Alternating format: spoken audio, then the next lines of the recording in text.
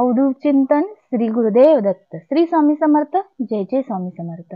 4 दिवस वाईट आले म्हणून खचून जायचं नाही, कारण या वाईट दिवसामध्येच तुमचे चांगले दिवस लपलेले असतात, असे श्री स्वामी समर्थ महाराज म्हणतात. श्री स्वामी समर्थ. तुम्हा सर्वांचे आपल्या चॅनलमध्ये खूप खूप स्वागत आहे. जर तुम्ही आपल्या चॅनलमध्ये नवीन असाल तर लाईक करा, सबस्क्राईब करा, कमेंट करा, शेअर करा. चला आजच्या आपल्या व्हिडिओला चालू करूया.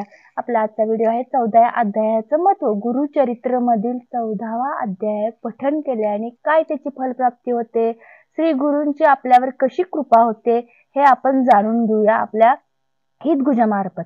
शत्रू भयापासून संरक्षण होते. गुरुचरित्राचा 14वा अध्याय नित्य पठन केल्याने शत्रूचे भय आपल्यात राहतच नाही.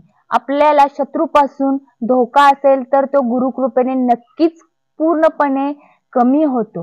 गुरु महाराज तिथपर्यंत पोहोचतात, त्यामुळे आपल्याला तो धोका पूर्ण नष्ट होऊन नकारात्मक विचारांपासून मुक्तता मिळते. आपल्याला आपल्या जीवनात सर्वात जास्त अडथळे निर्माण होतात, ते अडथळे बंद होतात नकारात्मक विचारामुळे. जर आपण नित्य 14व्या अध्यायाचे पठन करत असून तर नक्कीच अशा नकारात्मक विचारात सुटका होऊन सकारात्मक विचारांशी आपण जोडले जातो.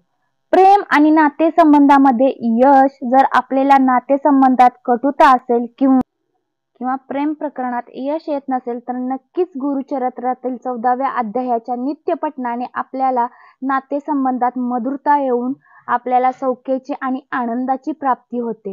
व्यवसाय आणि करिअरमध्ये प्रगती. आपल्या व्यवसायात आणि नोकरीत अडचणी येत असतील, नोकरी लागत नसेल तर 14व्या अध्यायाचे नित्य नेमाने पठन केले तर याचा निश्चितच लाभ आणि फलश्रुती मिळते. कायदेशीर विवादापासून संरक्षण. जर आपण कोर्ट कचेरी विवादामध्ये गुरफटून गेलो असाल आणि मानसिक त्रासातून जास्त त्रस्त असाल तर गुरुचरित्रातील 14व्या अध्यायासोबत नित्य श्री गुरूंचे स्मरण करावे. लवकरच यश प्राप्ती येते. अनुभव घेऊन बघा. ग्रहांच्या प्रभावापासून संरक्षण. आपण जर ग्रहांच्या दृष्टचक्रात अडकलेला असाल, आपली ग्रहस्थिती जर खराब असेल आणि आपल्या कुटुंबात अशुभ फळ देणारे असेल, त्यांना गुरुचरित्राचा 14वा अध्याय नित्य पठन करावा. या पठणाने त्यांचे सर्व कुंडलीतील अशुभ फळ नष्ट होतात.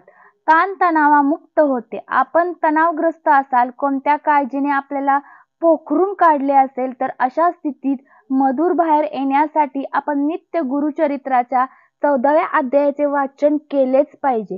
हे अध्यायाचे पठन कसे करावे, याला नियमावली असतात का, ह्याच्यात कोणत्या दिवशी करावे, कुठून सुरुवात करावी, कशी सुरुवात करावी, तर मी तुम्हाला माझ्या सेवेकरी बंधू भगिनींना सांगते, ह्याला कोणतीही नियमावली नसते, ह्याला कोणत्या नियमाचे बंधन नसते, खाण्याचे नसते, पिण्याचे नसते, काही नसते.